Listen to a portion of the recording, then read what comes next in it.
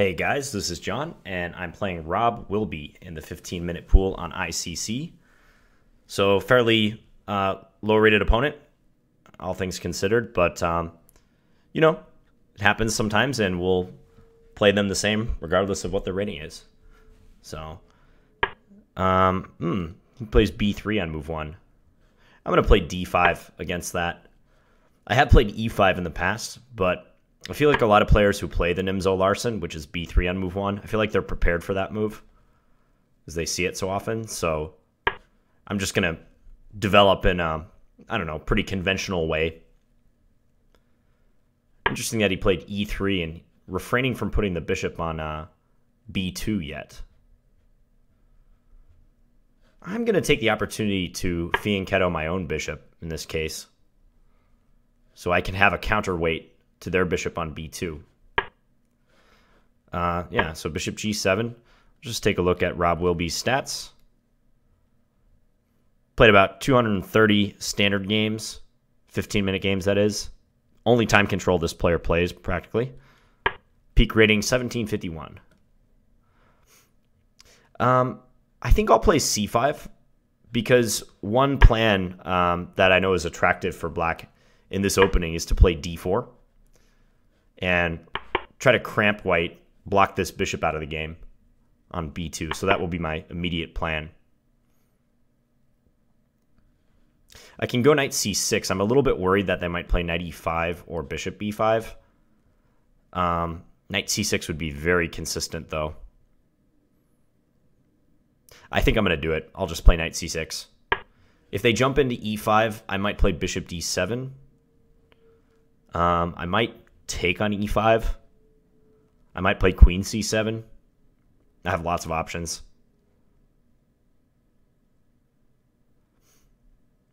But yeah, I want to be able to play d4 and attack e3, block the bishop out, and maybe prepare knight d5 with further pressure on e3. I think that would be ideal if I could achieve that.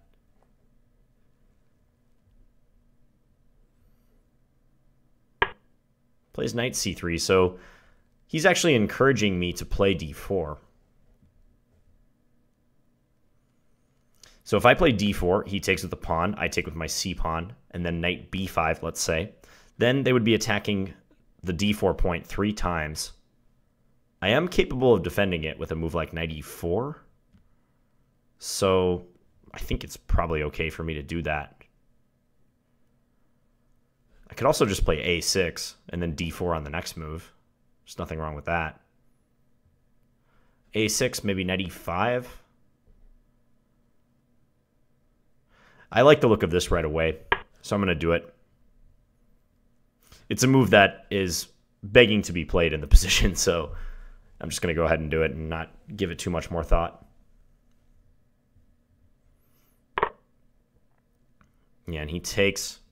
I think taking with the pawn is probably a little bit better than taking with the knight. I'm now wondering if I can somehow take advantage of this knight being on b5. Like looking at some combination of like d3 with queen b6 check, but as long as the bishop is holding that knight, I don't think I have anything immediately devastating. Knight e4 was my original intention here. What if queen b6? Queen b6, they could take on d4, and they'll always have c3 as a backup.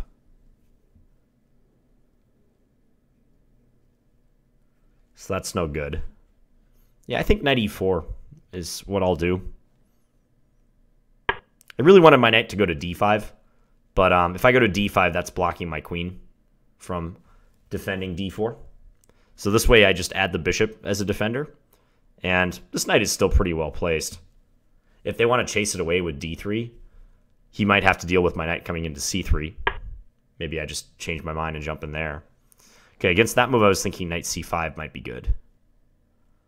I don't see any reason to avoid that move, so yeah, knight c5. Maybe now, if the bishop moves again, there might be some tactics brewing. Like if bishop d3, I think I just win immediately with, or bishop e2, I mean, I win immediately with pawn d3. Opening up a discovered attack on their bishop on b2, and also hitting the e2 bishop. So it's a double attack. They could play bishop c4, but one simple option I have is just a6, knight a3, b5. The bishop is running out of good squares to go to.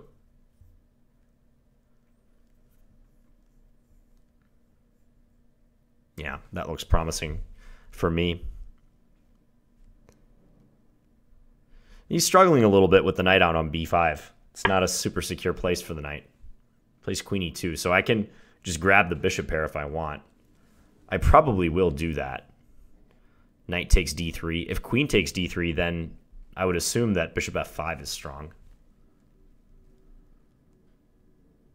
Any reason not to do it? Nope. I think knight takes d3 is good. I wonder if he's going to take with a pawn. It's pretty ugly, but it might be the best move.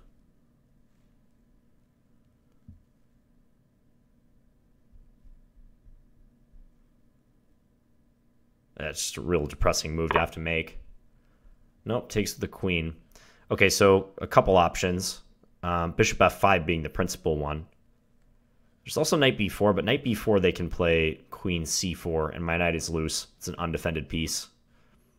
So I think just bishop f5, and then after queen c4, I have many good options once more. Rook c8 just springs to mind. It looks very good. a6 could be played, perhaps. Actually, a6, maybe knight takes d4 in that case. If queen e2, I would have had that d3 trick again against their undefended bishop. So that's bad news. Yeah, so here I'm thinking just rook c8. Let him know that I'm gunning for that queen on the c file.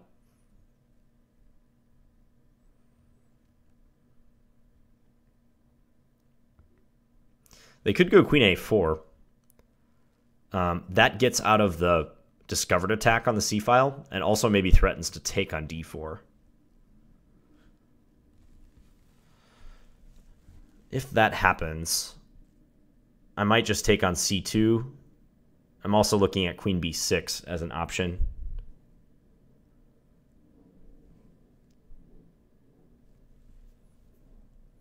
Not a lot of places to run with this queen. d3. Okay, well, now the queen is seriously running short on available flight squares. So if I play a3, knight a3, and then b5, queen c5, not quite trapping it. It's getting there, but it's hard to trap a queen. They tend to be kind of slippery.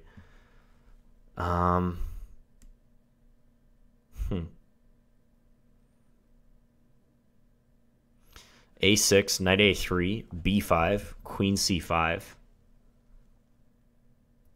knight e5 maybe? They always come into a7. They come into a7, I have rook a8 though. That might be the line. So a6, knight a3, b5. c5 is the only safe square for the queen. And then I want to do a discovered attack with this knight. So knight e5. He can run to b4 though. Yeah, there is b4.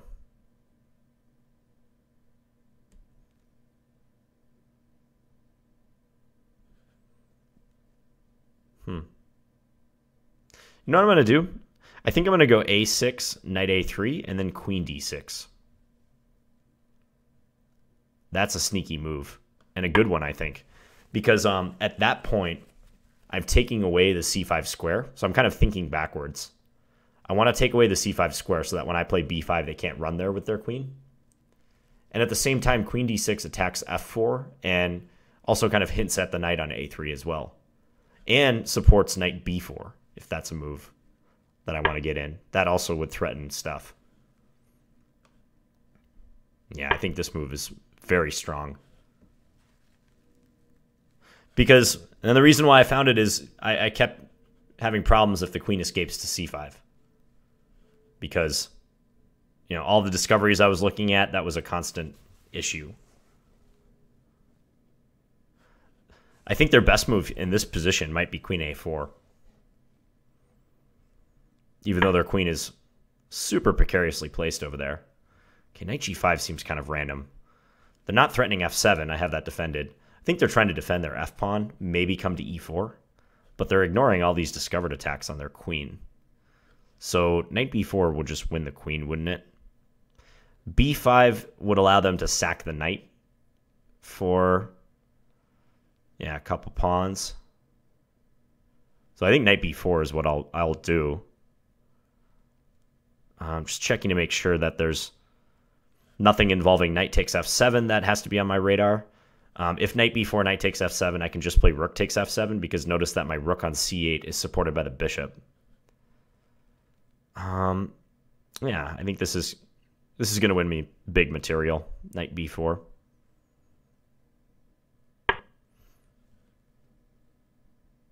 b5 was another option, but I like this even more.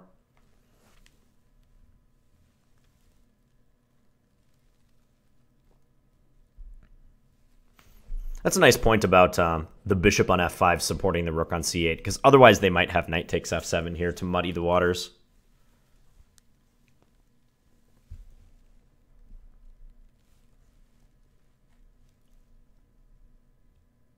As it stands now, I don't see any escape for them.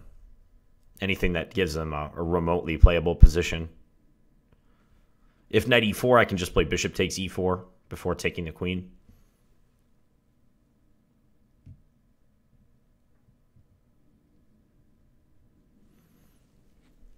Knight b5 is probably objectively the best move.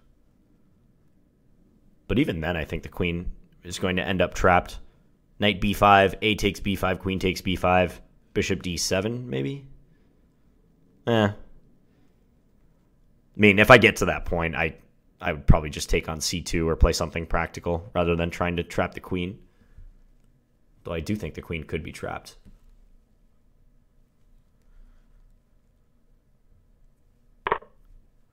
Yeah, he sacrifices his queen.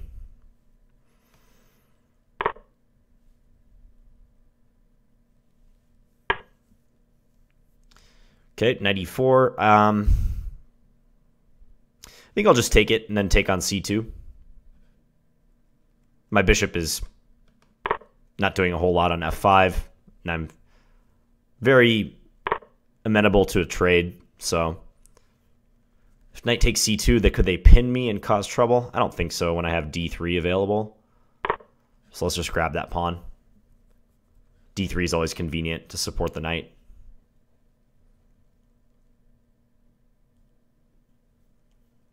They have knight c4, but if knight c4, I can just play rook takes c4, b takes c4, take on a1. No problem whatsoever. Okay, we'll just go d3.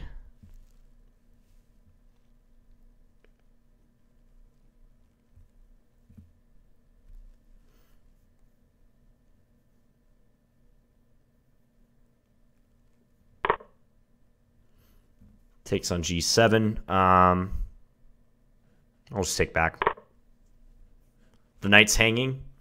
Also, I could throw in a check on d4. Like if they play knight c4, I probably will do that.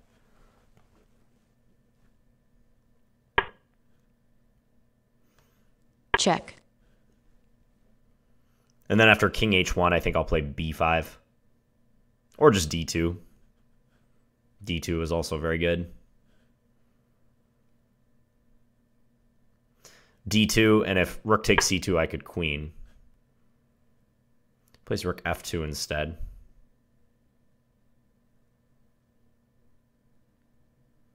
Yeah, many good moves.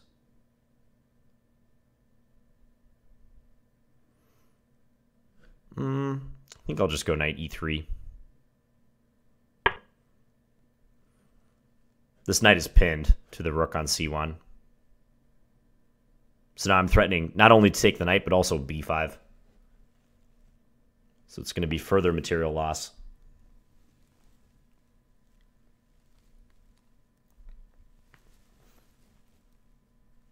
This opening really resembled a Dutch defense, by the way, just with reverse colors.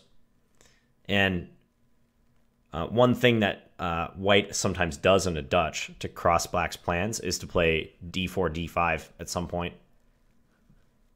Especially if there's like a fianchettoed light square bishop. Happens in the Queen's Indian as well. And so that was what I was trying to accomplish on move 8 with that d4 pawn thrust.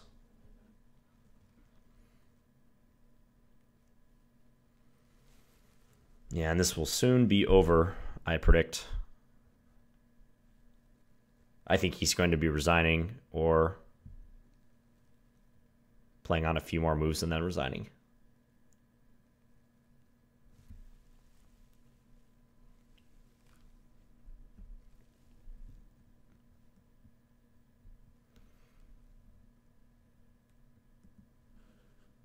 I just wanted to go back for a second while we're waiting for him to move. I think from his point, yeah, he resigned. I think from his point of view, knight c3 was not a good move. Let's go back to the beginning. So he plays b3 on move 1. A lot of people meet b3, the Nimzo-Larsen, with e5. But I feel that plays into their hands to some degree. I mean, e5 is a perfectly good move. I cannot say anything bad objectively about e5. It's just that players who study this line, they probably spent quite a bit of time investigating e5 because it is one of the principal recommendations against b3. So, for instance, a line like this, and now d5, bishop b5, bishop d6, then like f4 or knight f3, a line like this has accumulated a lot of theory. And white gets to fire at these pawns. I think with careful play, black can keep their center intact. But given the low frequency that you'll encounter openings like b3 on move 1, I don't think it really makes sense to play into a main line that guaranteed the player on the other side of the board who specializes in that offbeat opening has played way more times than you have. So you should just choose something you're comfortable with. Like for me, d5, and just developing my knight out and getting my bishop out pretty soon, my light square bishop. If he had played something like bishop b2 here, I probably would have just played bishop f5 and then e6 or c6, maybe c5. So I kind of had a spur-of-the-moment decision just to play g6 and add in this dark square bishop. Because when he plays f4, it's very much like a Dutch reversed. It's now like a bird opening, which is a Dutch reversed. And as I said, getting in d4 against this opening is really, really helpful. So knight c6. Knight c3 I don't think was a good idea for him. I think he should be mainly looking at knight e5, maybe bishop b5, although it kind of wastes some time. But knight e5, something to disturb my knight on c6 so that the consequences, positionally speaking, of d4 are greater for me. Like here, if I advance d4, I would have to accept doubled pawns. That's not as desirable. So I think after knight e5, I was speculating that I might play bishop d7, or even just queen c7 if I don't want to lose my light square bishop. And I think I have good chances to get the d4 advance in again, like maybe rook d8 is coming to do so. But knight c3 seems to really just play right into my hands. I played d4. He went take, took the pawn, knight b5, and here I played knight e4. I'm curious what the best move is here, because I kind of wanted to go queen b6, but I think they can actually just take. And even though it seems like I should have some tactic or something with my pin on the g1 a7 diagonal, they can always play c3 to support that knight. So like if rook d8, just c3. And that prevents me from winning anything tangible. I'm not getting very much here. I'm getting nothing. I'll be down a pawn, more than likely. So let's just see if I made the right call with knight e4 in this position. Knight h5. Ah, okay. So similar idea. Defend d4, but do it with tempo. Ah, that's a good point, because let's say, I'm going to turn off the engine for a second. Let's say white defends with g3. What could black do in this position? See if you were paying attention to something I talked about in the game. What should black do to take advantage of white's last move? You can pause your recording if you want. Okay, so the answer is d3. The double attack on the bishops. So this bishop is now hanging, and so is that bishop. And whichever one white decides to take, either g7 or d3, they're going to lose the other one. So, yeah, if bishop takes g7, take on e2, in between move, intermezzo, Zwischenzug, whatever you want to call it. And black's picking up a piece because white will have to respond to that, and then they can take the free bishop. Black won a piece. Knight h5. Interesting. Yeah, I didn't connect the dots on d3 yet, the strength of that move. But even with knight e4, it introduces the possibility of d3. So that's probably why he was adamant about sticking his bishop there. Then I play knight c5, attacking the bishop again. So if bishop e2, I have the same trick I just showed, d3, just in slightly different form.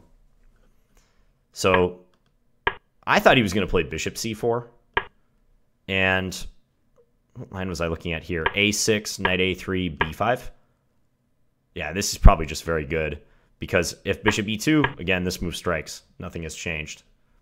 So the only safe square for his bishop is d3, but yeah, I mean, this position is just losing for black if I play it correctly. Or losing for white if I play it correctly, sorry. This d3 pawn will fall. And his minor pieces are terrible, especially these two. The bishop and the knight. So yeah, he's in big trouble. Queen e2 might be one of the better moves in this position. Maybe he should take with the pawn here, as ugly as that looks. Let's see if the engine thinks that. Yeah, because at least when you take with the pawn, you put the brakes on my d-pawn. I'm never going to be able to advance that. Taking with the queen opens themselves up. I get to play bishop f5 with tempo. They go queen c4. Yeah, here the engine suggests a6, knight a3, queen d6, which is like the idea I had in the game. Just played a move or two earlier. So I played rook c8. Very difficult position for white. They played d3, but now their queen has one less avenue to escape. Oh, knight b8. That's a cute move. Yeah, I didn't look at knight b8. Discovered attack on the queen.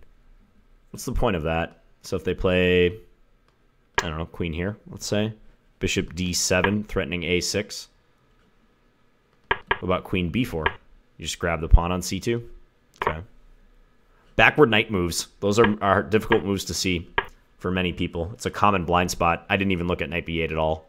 I was only thinking about my knight going forward, like to e5 or a5 or sometimes b4. Knight b8 did not cross my mind once.